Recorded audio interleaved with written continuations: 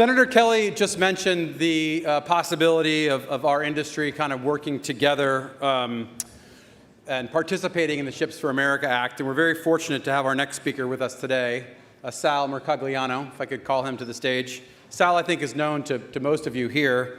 He is a professor of history, but also is the founder of a website, probably the website with the most followers. How many, Sal?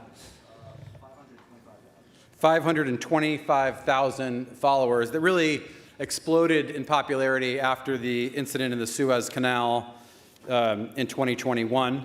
The YouTube channel is called What's Going On with Shipping, and it's a pleasure to have Sal with us to walk us through both the Ships for America Act and also what's happening in the USTR's office. Sal, welcome. Thanks, Sal. Appreciate it. Good. Well, good morning. I want to thank Marine Money for the invite to come up here in my first year up here, and obviously it's on a sad occasion, but I am looking forward to being here for the next 3 days and participating. I was asked to talk about the Ships Act, the USTR, and its role with two issues. Basically, how did we get here and its influence on U.S. and international shipping? Well, let me give you the situation in world shipping. We're seeing right now freight markets frozen, capital stagnate. We're seeing disruptions on the high seas. War risk insurance has skyrocketed. Shippers are holding orders. U.S. exports have stopped moving and markets are in turmoil. Port congestion is spreading to the roads and the rail. And the Treasury Department has just reported, quote, "Our ocean facilities are in the hands of others, subject to war risk and controlled by interest, not our own. Freight rates are 3 to 5 times normal." That is not an update on the situation in 2025. That's 1914. That is a summation taken from Charlie Papia's great book on the Jones Act, talking about the way the United States found themselves in 1914, looking at a massive disruption was taking hold across the world's oceans. And in many ways, the parallels exist today on the same way. As the senator was just talking about, we're seeing a new plethora of legislation and rules coming out that are affecting U.S. maritime industry, probably the most significant changes any of us have ever seen. We're looking at the Ships Act, just explained by Senator Kelly. We're looking at the U.S. Trade Representative's Section 301 report, a report on China's targeting of the maritime logistics and shipbuilding sectors for dominance. We have a White House executive order restoring America's maritime dominance. You'll see that phrase dominance used there quite a bit. Taken as a whole, this kind of represents a Merchant Marine Act for 2025, something we haven't seen in 55 years. Got to go back to 1970 to find something like that. And I'll add on to what Senator Kelly was talking about there on this dominance. The Chinese are very unique. They're not new. We have seen what are referred to as thalassocracies across history. You can go back to the Phoenicians, the Athenians, the Dutch, the Venetians, the British. We've seen these exist before, these maritime empires that exist. China was one for quite a long time, 13th, 14th century, the voyages of Zheng He. But what we're seeing today is a little bit different.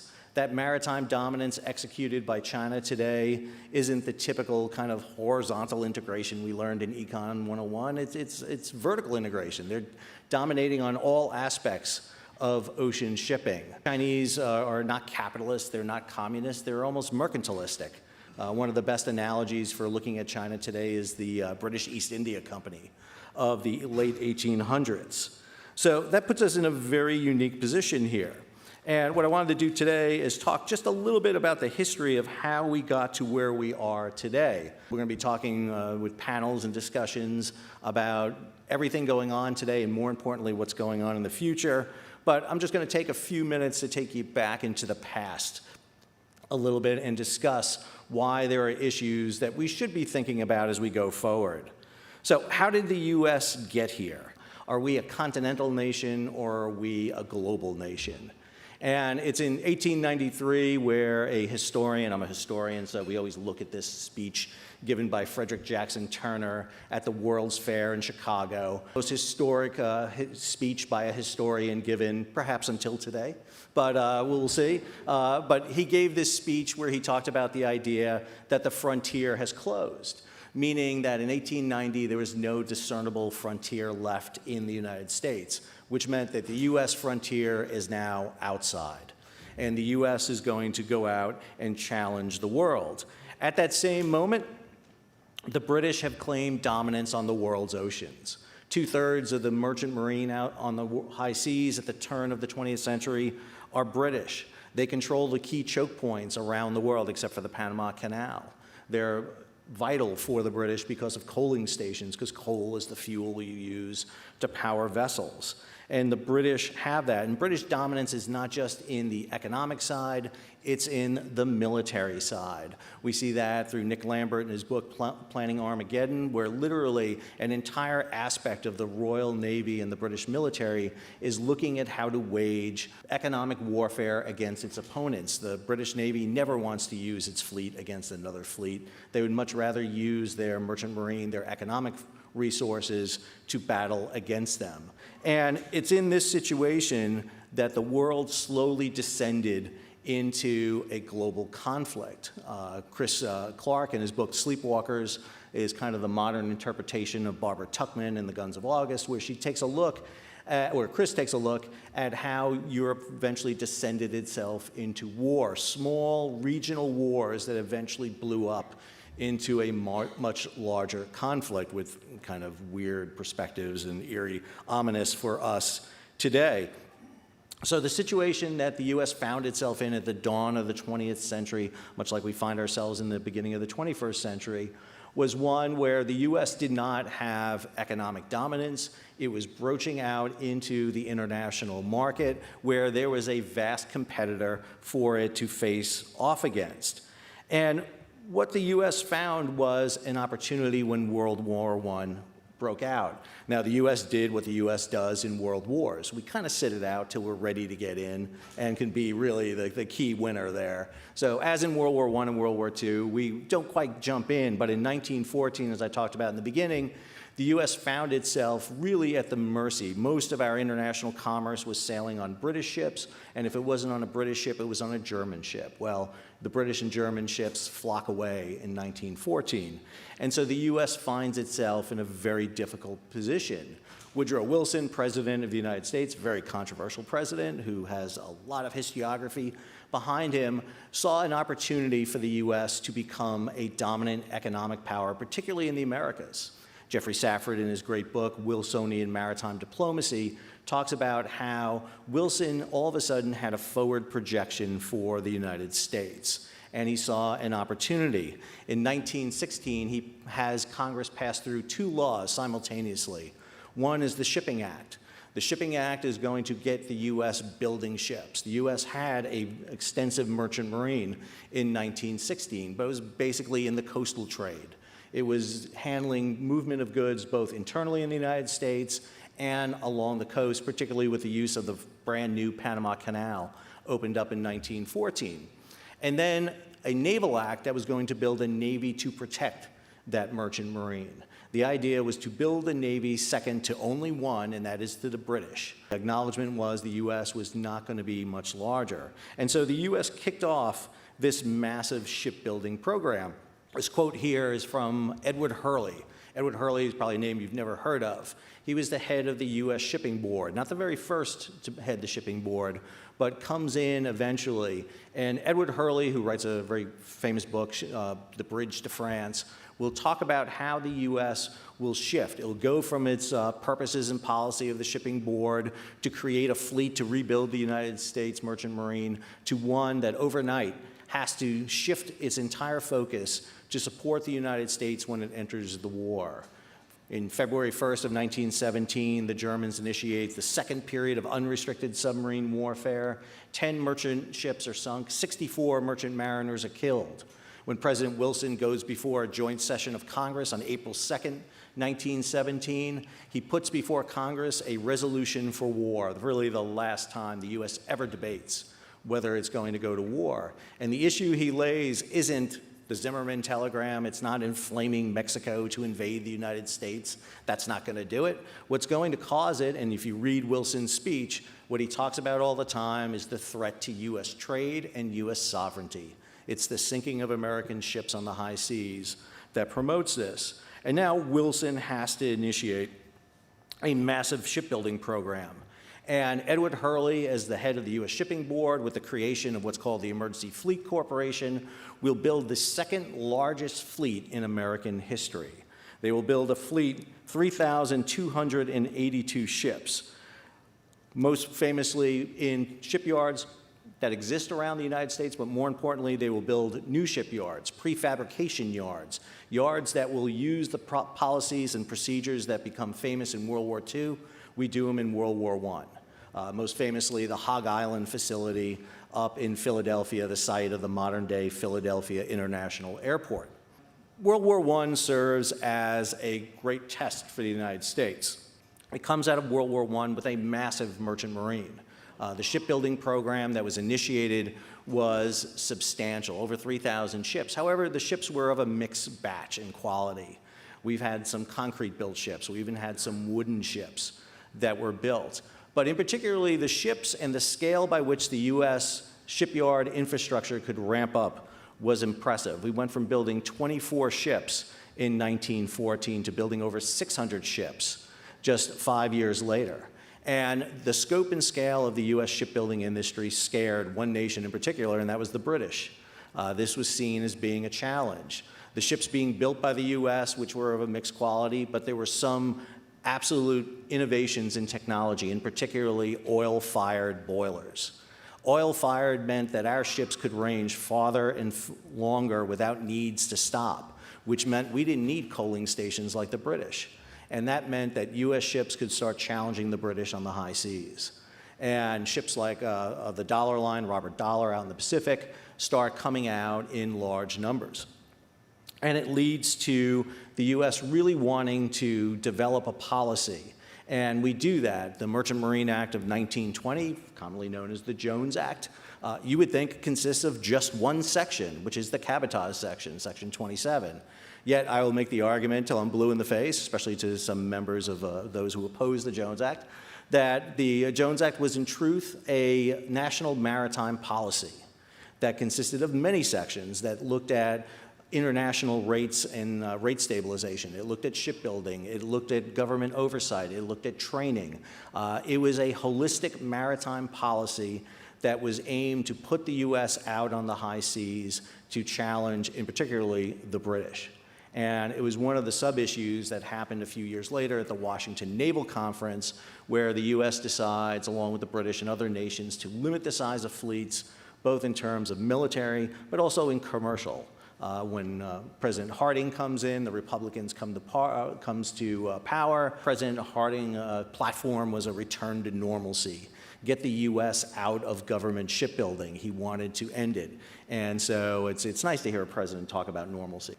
And in the interwar years between World War I and World War II, the U.S. kind of holds a very unique position. Its merchant marine bounces between position of second and third in the world. It establishes itself on some key routes.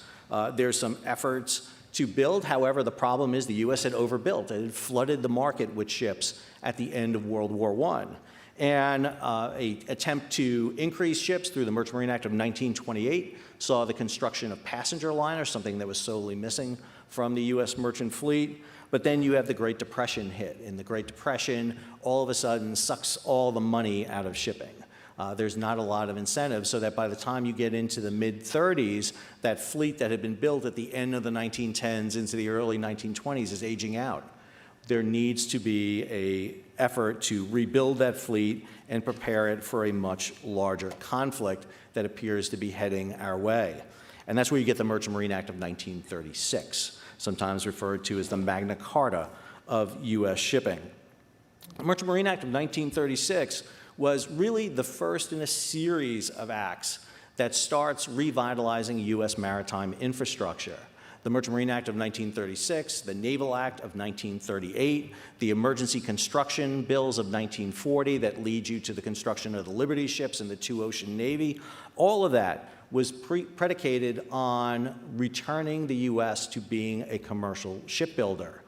The originator of the Merchant Marine Act of 1936, Schuyler Otis Bland, congressman from New York, was working alongside, secretly at the time, but very openly now we know, with Franklin Delano Roosevelt, President of the United States. Roosevelt had been Assistant Secretary of the Navy during World War I. He had seen issues with the shipbuilding program getting started too late in World War I. Hog Island, for example, that's going to build over 100 ships. The very first ship doesn't go down the slipway until the end of the war.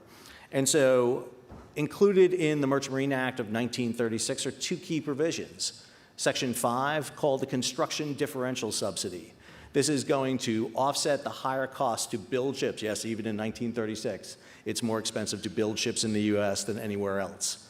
So we're going to offset that with a differential subsidy. And then Section 7, which is the private charter operations, which allows the U.S. government to start building ships under its own dime with a pool of money that is set aside for it, a corpus, and it's going to start building ships and then leasing them to shipping firms.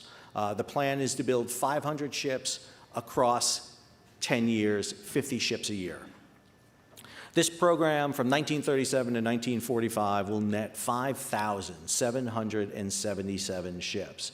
It will be the system that ramps up, that builds the two ocean navies. So for example, when SS America, the very first ship in the program, heads down the slipway at Newport News in 1939, right behind it will be built USS Indiana, a battleship, then USS Yorktown, an Essex-class aircraft carrier you can go see down in Charleston today.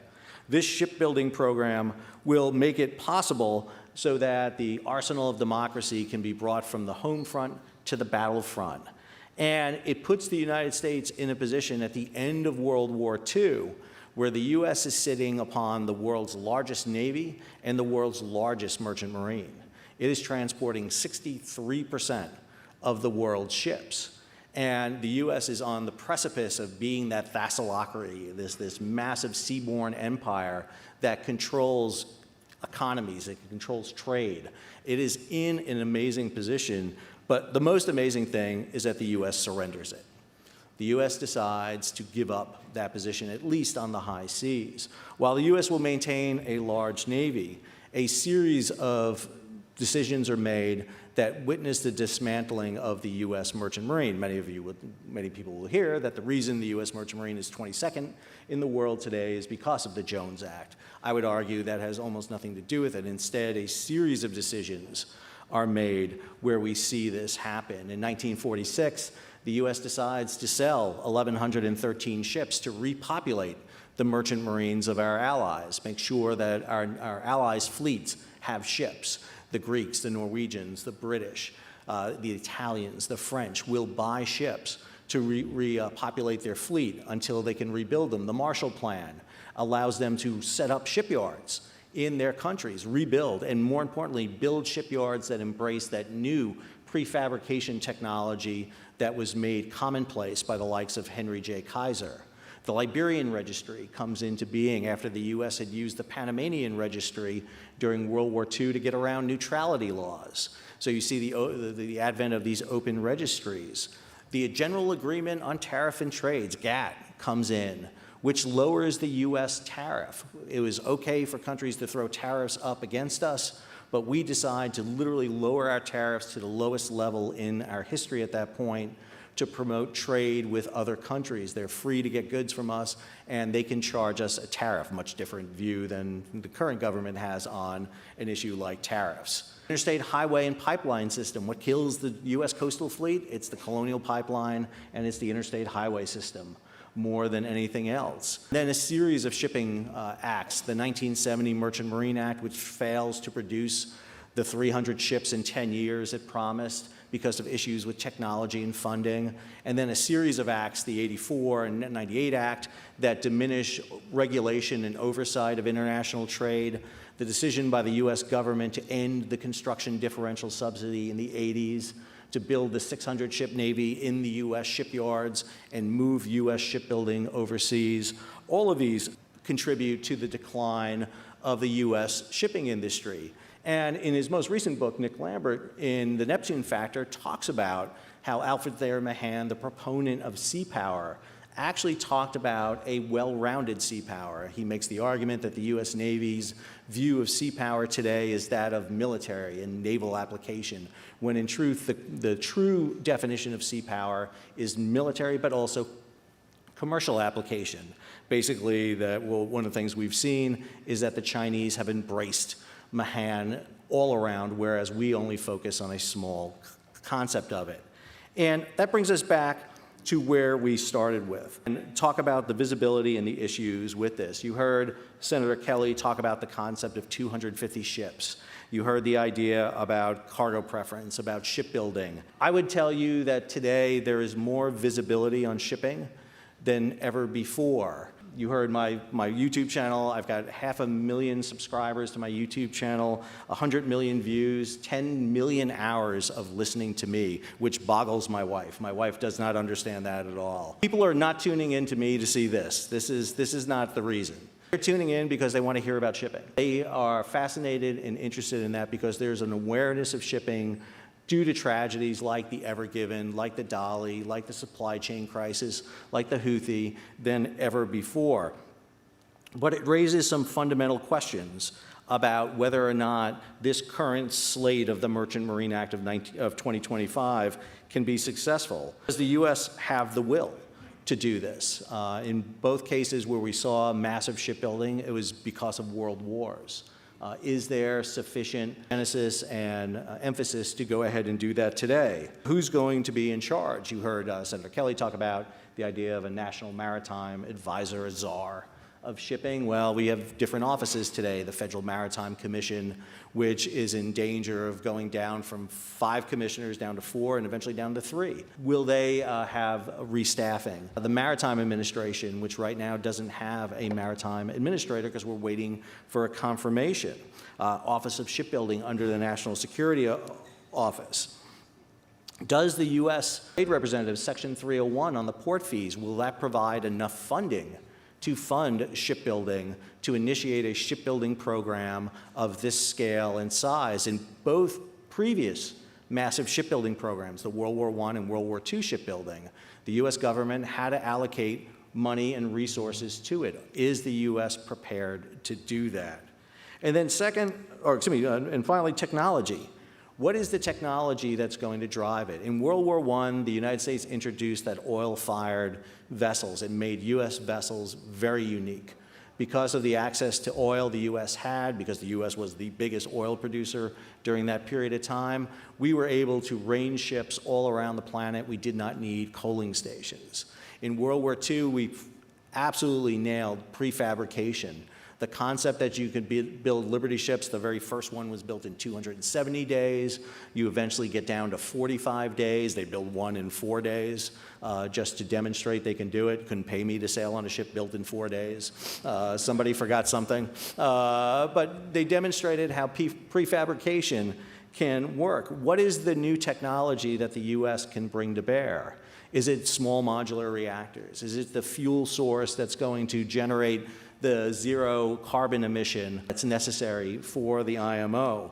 Because one of the things that we've seen is that the U.S. can be the technological innovator. It was Malcolm McLean, a truck driver, who came up with containerization. It was Daniel Ludwig who comes up with the idea of the supertanker. Mickey Aronson comes up with the idea of the passenger ship. And in the past, we've seen the U.S. surge in shipbuilding. In 1914, as I mentioned before, we built 24 ships. 1919, it was 680 ships. In 1934, the U.S. is building 2 ships a year. In 1935, we built 2 ships. In 1944, 1,463 ships. So the capability was there. The question is the capability and the resources still here today? And that's what I'm going to sit back and listen to over the next 3 days and enjoy. So thank you very much.